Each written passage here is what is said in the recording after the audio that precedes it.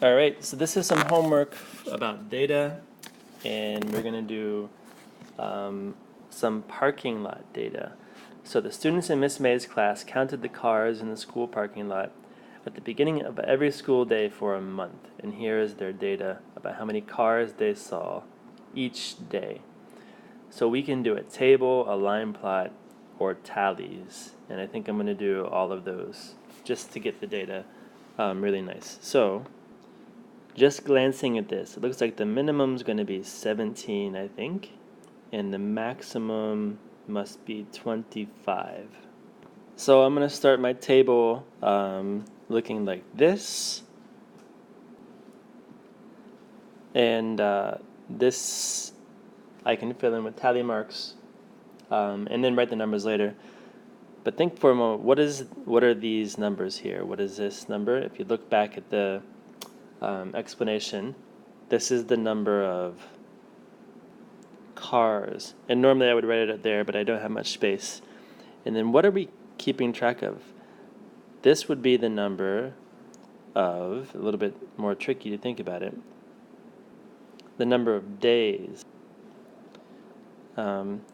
every school day. So now you can just go through the list and start making tallies. So we had 18, 23, and in the end it's going to look a little bit like this. And I can even add a third column and summarize the numbers, yeah? So like these are all 1. You're going to have 0 here. And so on and so on. And now I can use that data to do my line plot with an X for each car. So it starts out looking like that. And this is what the rest of it's going to look like. So I think everybody knows how to do those a couple steps we just did. Now the question is, can you look at this and describe the data? Because that's the next part of this task, is to describe the data. So include a discussion of the range. We know that one pretty well. So the range is going to be the maximum minus the minimum. So I could write the range is however many cars, maximum minus the minimum. You figure that out. And then does the data clump or spread out? Or how does it clump or spread out? So let's look at it. It looks to me like it's spread out from 17 to 20, and then it clumps, like a clump is a bunch of stuff together. It clumps between 22 and 25. So we can write that. So something like this, it's spread out from 17 to 20, and it clumps from, looks like 22 to 25. So you can write that part in. Now, here's an interesting question. Whether there are any outliers. And an outlier is data that is like outside the normal set of data. So to me, it looks like the normal range is here, and these days were special days. They were outliers because there's only one for each of these. Something must have happened on these days. But this looks like the normal range of data. So I would say 17, anything below 20 is an outlier.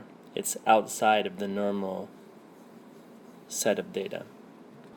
So I could write, I think below 20 is an outlier because they're outside of the rest of the days. And then finally, what is typical? Well, let's look. It looks like a typical day would be somewhere around here, and 23 is the mode. So I'd say probably on a typical day, there's going to be around 23 cars. We could also try to figure out the median and see if that would also be around the same. So let's figure out the median. Let's cross out these 4, so we need to cross out 4 over here. Then let's say cross out 3, cross out 3, cross out 1, cross out 1. The median is definitely going to be 23. So I'd say on a typical or normal day, there's probably going to be 23 cars. So I could write something like, on a typical day, there are about 23 cars. And then finally, this is your last question, but we just did that, so you should know the answer. You can just circle whichever one is correct. but we know the median already. We just figured that out. And you can see the median there. So that's it for this homework help. Thank you very much. Bye.